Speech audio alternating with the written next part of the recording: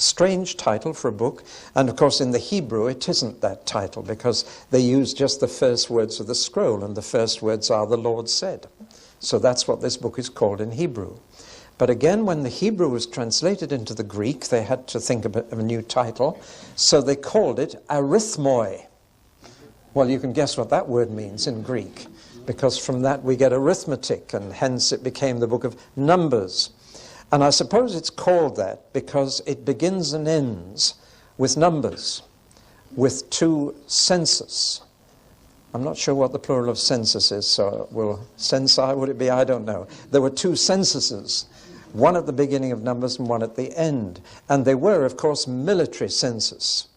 They were for purposes of military conscription.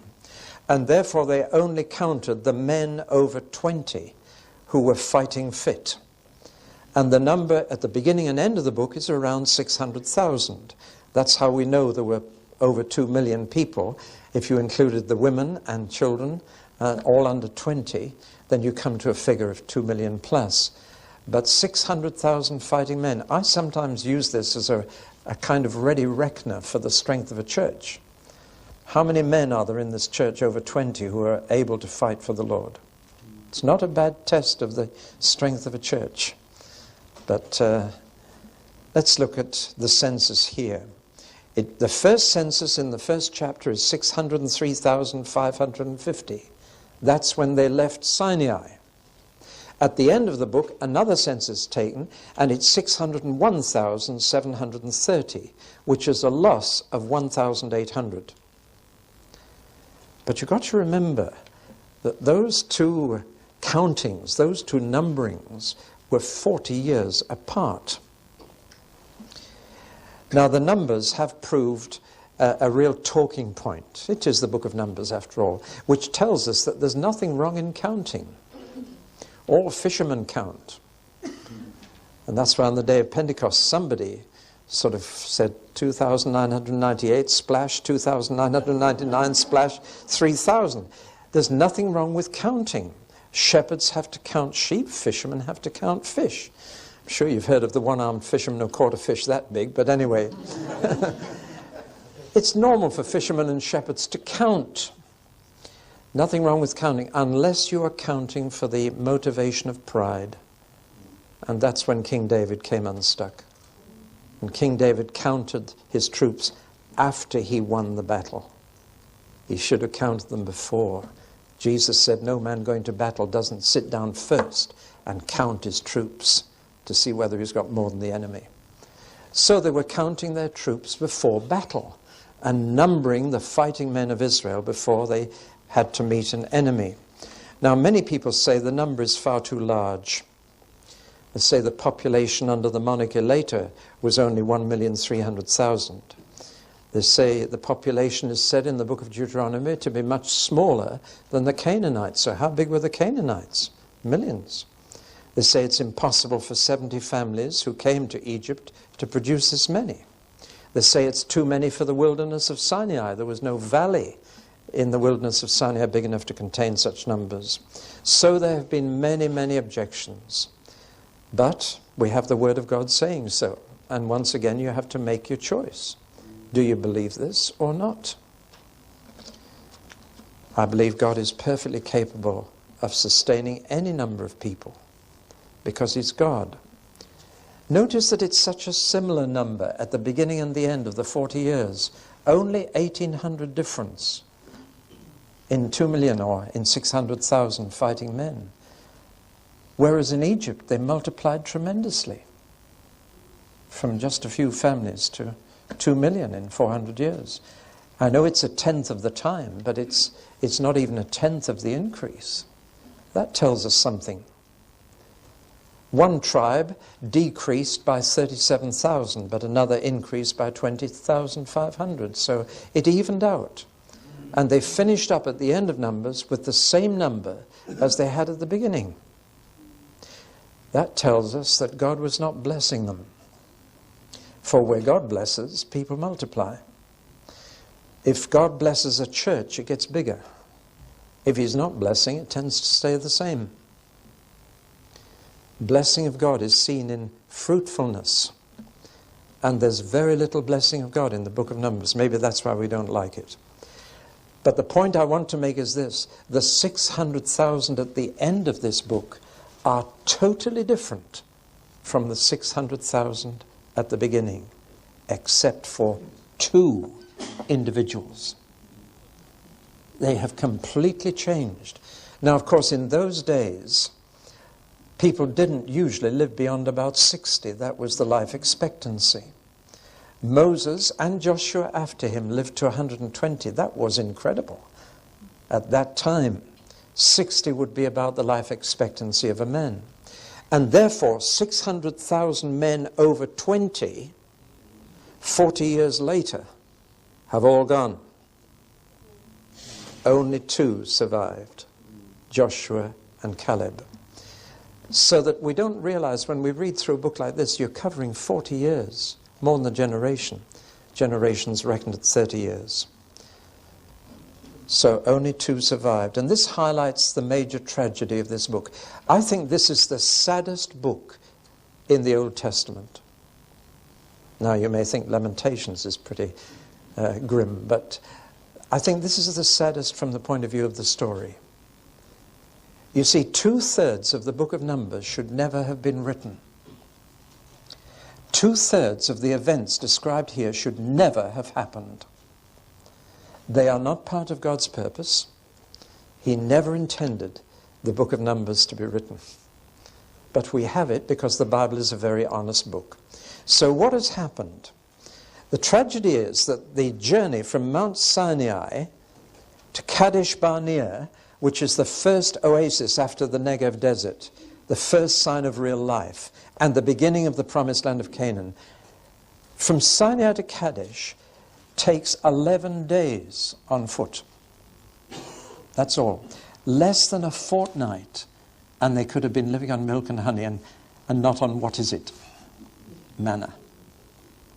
And yet we find that instead of 11 days, it took 13,780 days to make it into the promised land. Now, looking at the map, this was the direct route, 11 days.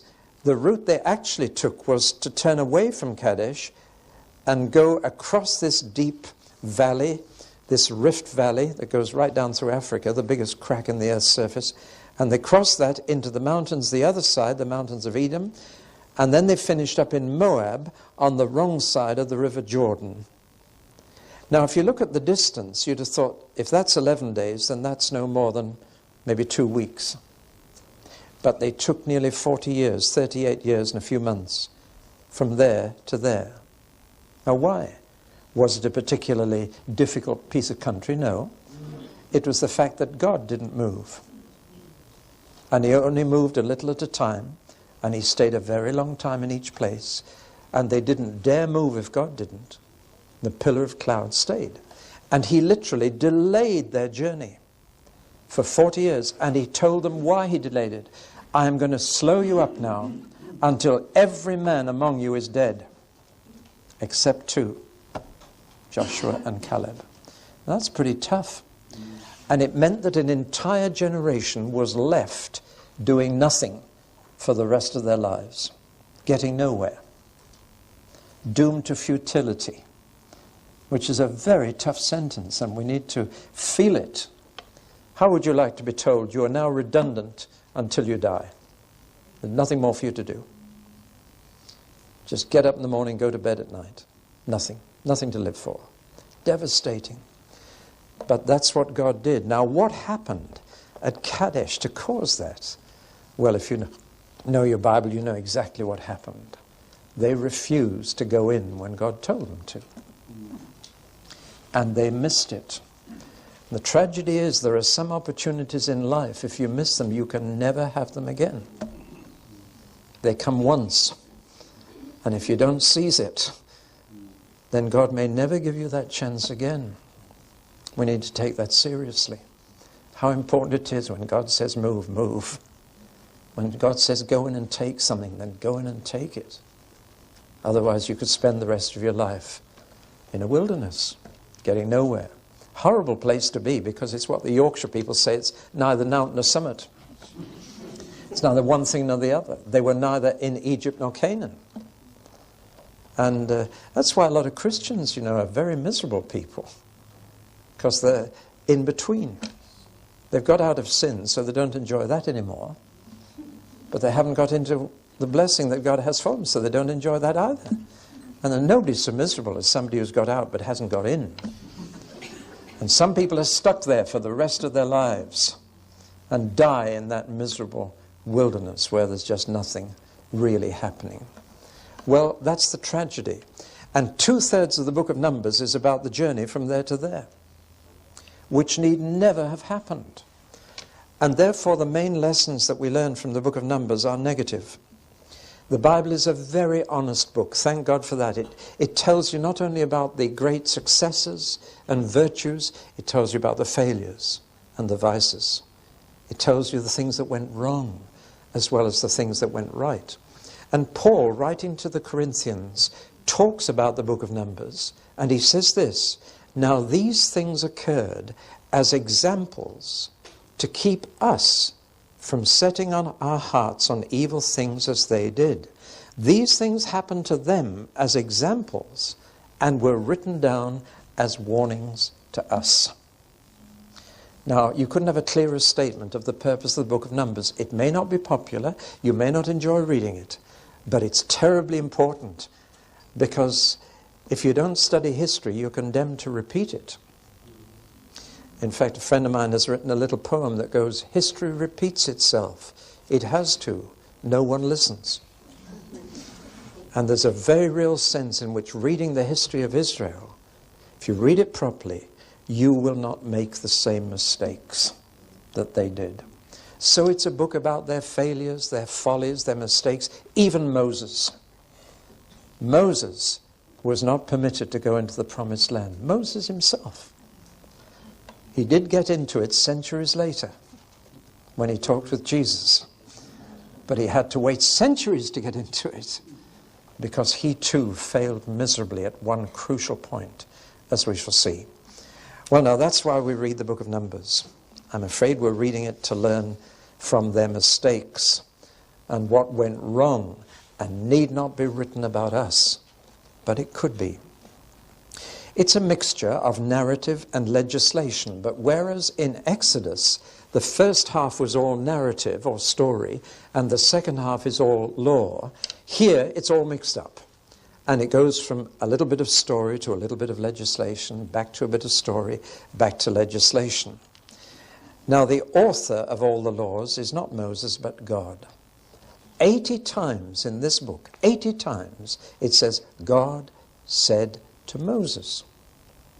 And that leads into law and legislation, the way that to live. The narrative, it says, Moses kept a diary, a journal of their travels at the Lord's command.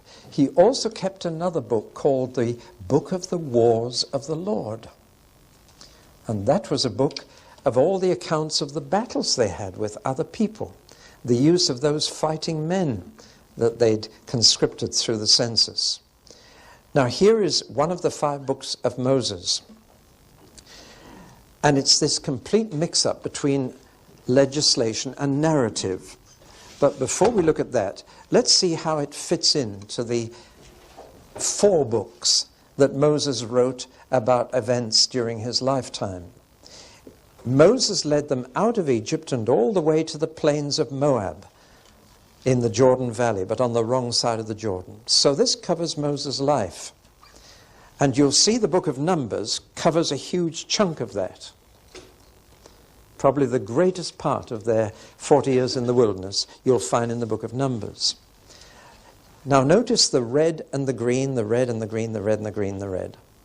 The red stands for the times when they were camped and stationary. The green describes their travels. So they camped, then they traveled, they camped, and they traveled, they camped, and they traveled. Now the interesting thing is that all the legislation, the laws, were given to them while they were camped. And then all the stories of their travels show how they broke those laws. So while they were camped and stationary, God told them what they should do, But while they moved, we have a story of what they did do, which was a little different from what they should. And so you have a kind of multiple layered sandwich. So in Egypt, the book of Exodus 1 to 11, they're stationary in Egypt. Exodus 12 to 18, they're moving to Sinai.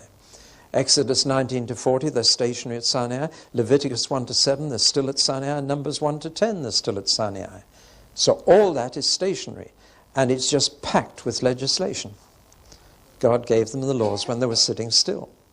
So, if you like, they were still to hear from God, and then they got up to walk in God's ways, only they usually didn't. But you see the difference between sitting and listening to God, and then getting up to walk the way He told us to walk. Numbers 10 to 12, then, they're on the move again. From Sinai to Kadesh, 11 days' journey. Kadesh, the big crisis occurs. And God speaks to them a lot at Kadesh from chapters 13 to 20. We're going to look at that very carefully. What did God say to them at Kadesh that was so significant? Then they're on the move again. Numbers 20 to 21, they're from Kadesh to Moab. Notice that that whole journey is covered only by 2 chapters. It really wasn't significant, wasn't important to God. Yet there are some things said in those 2 chapters we need to learn. And finally they settle in Moab, and they've reached the very border of the Promised Land for the second time. They were at the border then, but they didn't go in. They're at the border again now, but now there's the Jordan in flood between them and the Promised Land. They would never have had that barrier to face had they gone straight in. And Numbers 22 to 36 are entirely what God said to them while they waited to go in. And the whole of Deuteronomy 1 to 34 belongs to that same stationary time again. So can you see that Numbers has a lot of movement in it? Deuteronomy has nothing. Exodus has the first half. But there is this clear pattern. When they were still, God spoke to them and said, now this is how you should live. When they got up to move, that's when they got into trouble and walked in their own ways instead of the ways of the Lord. So we have a lot to learn from all this. Let's look first at the legislation in the book of Numbers. That's not the less interesting, so I thought we'd take it first. And then we'll look at the narrative, which contains some fascinating stories. But let's look at the legislation. And the first thing that hits us with the laws in Numbers is that these are not moral laws or social laws or what we call judicial laws, not criminal laws at all. Now, in Exodus, they were. But here, they are mostly ritual laws. Laws about worship. Now, in the law of Moses, all these different kinds of law are mixed up.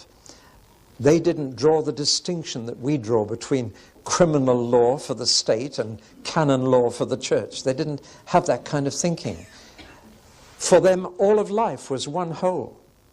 And so moral laws and judicial laws and social laws and ritual laws are all mixed up. But we tend to compartmentalize life, and we say that's criminal law and this is religious law. But they didn't do that. God was interested in all of life. And so 80 times God spoke to Moses, it says mouth to mouth or face to face. A very intimate phrase. God gave these laws very directly to Moses. And Moses was face to face with God. We read that when he came back down the mountain, his face was luminous. It shone. The glory was still reflected in it. He had this intimate face-to-face encounter with God, and God told him all about the construction of the tabernacle and all the rest of it, and said, I'm now living among the people. But there is one huge danger when God came down from the mountain to live in his own tent in the middle of the camp. The danger was that with God so near to them, people would take him for granted. People would become over-familiar with God. And when they became overfamiliar, they would lose reverence and respect. God would be too near to them. They wouldn't feel the gulf between their sinfulness and his holiness. I think there's a very, very relevant message somewhere here that we need to listen to. When God is too near, we take him for granted. He's among us. Great. And we become overfamiliar. And especially we forget his holiness. We think of his love and his compassion and his kindness and his goodness, but we overlook his holiness. And that's what makes him different from us. Well, now, all the legislation in the book of Numbers, I believe, is given to prevent them from losing their reverence for God. And I'm going to classify it under 3 headings, which we need to remember today. 1, carefulness. Carefulness. 2, cleanliness. And 3, costliness. And all the laws in Numbers can be put under one of those 3 heads. That when you have God among you, you need to remember first that you still need to be careful how you approach him. Second, that you need to be clean when you come to him. And third, that it is costly not to be holy yourself. Now let's look at those 3 things in the book of Numbers. First, when they were camped, they had to be very, very careful to camp in the right place around his tent. And this was the order that is given in the book of Moses. Each tribe had its own specific allotted place in relation to God's tent and the entrance to God's tent. And generally speaking, the most important place is right in front of the entrance. And the most important tribe was Judah.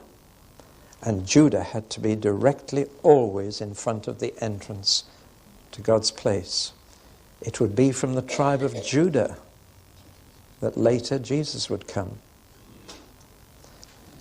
Well, so Judah had to be here. Then the importance of the tribes is always in an anti-clockwise direction. And we notice this. But the 4 most important tribes actually had to be at the 4 corners. The other tribes in an anti-clockwise direction of value. There was an order, there was a hierarchy among the 12 tribes, and God laid that hierarchy down. And he said it's very important that these 4 tribes guard they are the nearest on the 4 sides to the tent. Ones at the corner are further off. But between all these 12 tribes and God's tent, there had to be, as it were, a barrier of Levites. And even among the Levites, there were 3 sub-tribes or clans, and the different clans had to be in a particular position. Moses and Aaron and the priests had to guard the entrance, so their tents must be here. And of course there's the double entrance into the holy place and then the Holy of Holies. So God is protected by his people. Now the interesting thing is that archaeologists have found out how the ancient armies camped. How Pharaoh camped his different troops, his infantry and cavalry and so on. And this is exactly the military camp pattern of the ancient Egyptian army, which Moses may well have been trained in the university. But it's as if God is saying, my people are an army. And it's very important that the camp be rightly protected. And when the camp moved, it's fascinating, it's a bit complicated, you need to read it in Numbers, but some tribes had to go before God's tabernacle pieces were carried, other tribes had to go, but they sort of unpeeled like an orange, and they marched in that order, following each other. So when they got to the camp, it was simplicity itself for each tribe to stop and put their tents up. The whole thing is minutely detailed. And who had to carry which piece of furniture from the tabernacle, and who had to carry the curtains, and what order they had to be carried in. Everything was so detailed. Well, now, why is God so fussy, so particular? Well, not only was it very efficient, as in all military operations, it was a very efficient way of camping, but he was saying, be careful. A careless attitude doesn't have a place in God's camp. Carelessness is a dangerous thing. If I can dare to put it in a modern word, casualness. Any old thing won't do for God. But we are becoming increasingly casual in our culture and increasingly casual in approach to God. Even in such a little thing as getting started in worship. It can become so casual that you almost drift into it, wondering when it started. Now, I think in all this, God was saying to his people, now be careful. God is in your camp. You should do things carefully, not casually or carelessly. And therefore, there are some of the sins in Numbers which are really sins of carelessness. Carelessness on the Sabbath was punishable by death. Just carelessness. Not deliberate sin, but carelessness. They were to have tassels on their clothes to remind them to pray. Vows had to be taken very seriously. If a vow was made to God, it must be kept. You remember there's a story in Judges of a man who vowed to sacrifice to God the first living thing that he met when he came home, and he met his daughter. But a vow made to God must be taken seriously. There's one very interesting qualification of that in Numbers. If a wife makes a vow to God, then her husband has 24 hours to agree with it. Or not. Or not. I think that's important. Because there are so many Christian wives as non-Christian husbands, it's important. Just occasionally a Christian wife sends us a gift for our ministry. But I always ask, have you asked your husband first? Is he behind this? It's so important. So a vow made by a wife has to be ratified by the husband, and there's a 24-hour cooling off period for the husband to agree with what his wife's promised to God or not. How careful all this is. Got to do things carefully with God. The second thing that comes out to me here is cleanliness. The camp had to be spotlessly clean. These were God's people. And so even such things as the sewage arrangements, careful detail. When you are emptying your bowels, take a spade with you and go out into the desert and dig a hole and then cover up your dirt. Keep the camp clean for the Lord. It wasn't just hygiene that God was interested in. He wasn't just doing this for germs. It was because he is a clean God, and a clean camp is important. Can we put it, a dirty, uncared-for church building is a bit of an insult to God. That's how he was teaching them to think. And so bodily discharges were a matter for law, of whatever kind. And before they left Sinai, before they went towards the Promised Land, God insisted that they all had a bath, that they all cleaned themselves up. This, of course, is why in an older day people put on clean clothes for Sunday. See? Now, we're not under that law, and so we're not under the law of Sunday clothes. Nevertheless, how we appear in worship betrays our inner mind. It says something. Do you see what I mean? And of course God looks on the heart. And it's cleanliness of the heart that he's after now, which is more important than cleanliness of the body. But I've noticed that people who've really been in the grip of Satan often become dirty people. Have you noticed that? And that when they're converted and truly converted, without even being told, they start cleaning themselves up. It's just an outward expression of something that's going on inside. They realize that cleanliness is next to godliness. And it's all there in the book of Numbers. Keep the camp clean. And then costliness. For a sinful person to live close to a holy God is a costly business. And this costliness was expressed in sacrifices. And on behalf of the people, sacrifices had to be offered daily, weekly, and monthly. There was a daily sacrifice here in the outer court on the altar. There was a weekly sacrifice and a special monthly sacrifice, so that all the time, when people realized they were losing their animals and that they were being sacrificed to God, that it was a costly matter. There's no forgiveness without blood being shed, said God. Forgiveness is very costly. Thank God it doesn't cost us anything, because it cost him everything. But if we were still living in these days, it would cost us a great deal. Our very best animals regularly. And the priesthood had to be supported. And so the priests didn't have any livelihood, and the priests and the Levites around here were supported by these tribes. The tribes paid for them to protect God's tabernacle. So it was quite a costly business, and it involved tithes and offerings and sacrifices. It was quite costly living with God in your midst. Now all this, I think, is saying something quite profound to us. From the legislation of Numbers, I get this. We've been brought up in a day which I would say is anti-ritual, which is becoming increasingly casual and careless in its approach to God.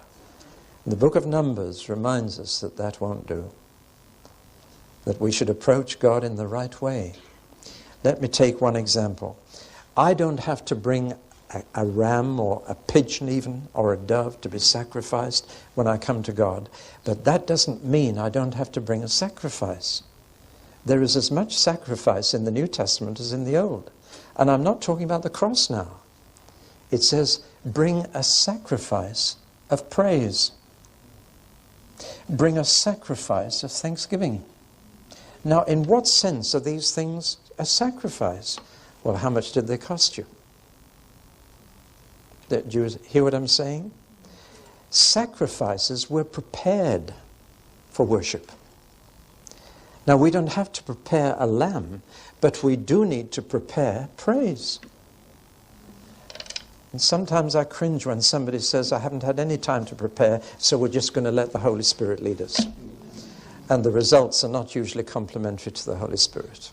We get into ritualism if we don't have a proper approach. I believe not that worship should not be prepared at all, nor do I believe it should be all prepared by one man. But I believe everybody should prepare for an act of worship.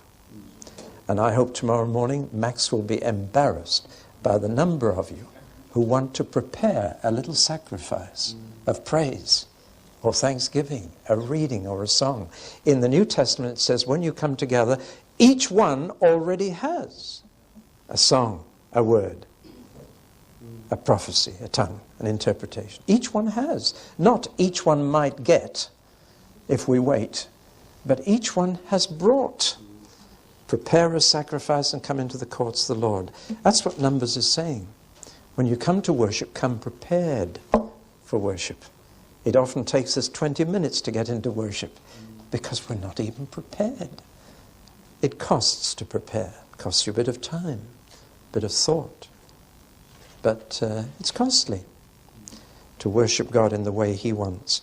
See, we've got into a state where I believe we want to worship God according to our taste instead of what will please Him. What I like. I prefer choruses. I prefer the old hymns. Both statements are quite irrelevant. What does God want? What will please Him? Doesn't matter about my feelings in worship at all. It's whether God feels good. It's whether I've blessed Him. Bless the Lord, O my soul. And that's why He told them in Numbers, this is how you will bless me. This is how you worship me. Be careful, be clean, and it'll cost. But I'm a holy God living among my people, and that is necessary. Well, when we come like that, our worship becomes a fragrant offering, says the New Testament, a good smell to God. In the old days, God loved the smell of roast mutton. I do too. But it was a sweet-smelling savour to him. And our sacrifice of praise can be pleasing to God. Letter to the Hebrews says, let us be thankful and so worship God acceptably with reverence and awe, for our God is a consuming fire. Now you'd have thought that was from the Old Testament. It's not. It's from the New. Let us worship God acceptably with reverence and awe. Well, we can get into disco worship and aerobic worship and all kinds of worship. But the important thing is, how does God want us to worship him? And if there's one thing he makes quite clear, it is he wants us to be prepared to worship him. Not just to turn up, but to come ready to offer a sacrifice of praise and thanksgiving. Tomorrow morning, we'll have a chance to do that. All right? Well, in the next talk, we'll talk about the narrative section of the book of Numbers.